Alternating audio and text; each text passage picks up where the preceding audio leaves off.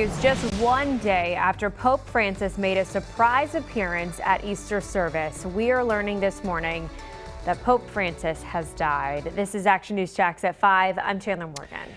And I'm Phil Amato. We'll get to the weather and traffic in just a bit, but first let's get right over to Shay Simon for what we know right now about breaking news out of the Vatican just a day after Easter, Shay.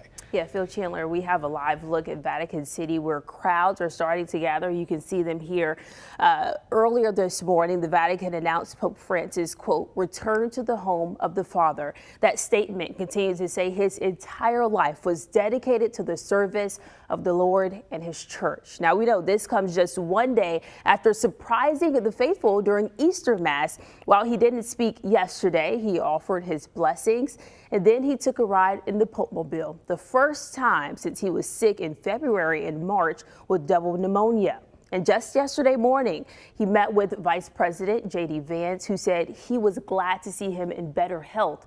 Francis was the first pope from Latin America and changed the tone of the office, displaying a humble style that earned him the nickname the People's Pope, often wearing plain robes and living in a small apartment at the Vatican. That humility was evident during his visit to the U.S. You may remember in 2015, he rode in a small car and his Pope-mobile while getting around in D.C., New York, and Philadelphia.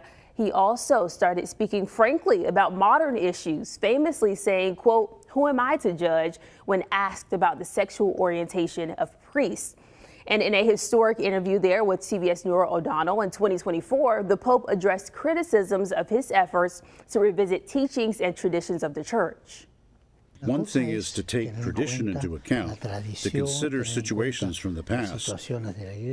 But quite another is to be closed up inside a dogmatic box. And we know Pope Francis did battle opposition as he worked to make the Catholic Church more welcoming and inclusive. He said that he welcomed that criticism because it meant there was freedom to speak. Pope Francis was 88 years old.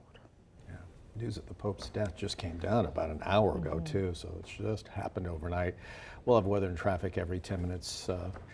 In just a bit, but once again, more on the Pope coming up throughout the entire couple of hours here on Action News Jacks. And we'll be detailing what happens next because there's a long tradition and process that plays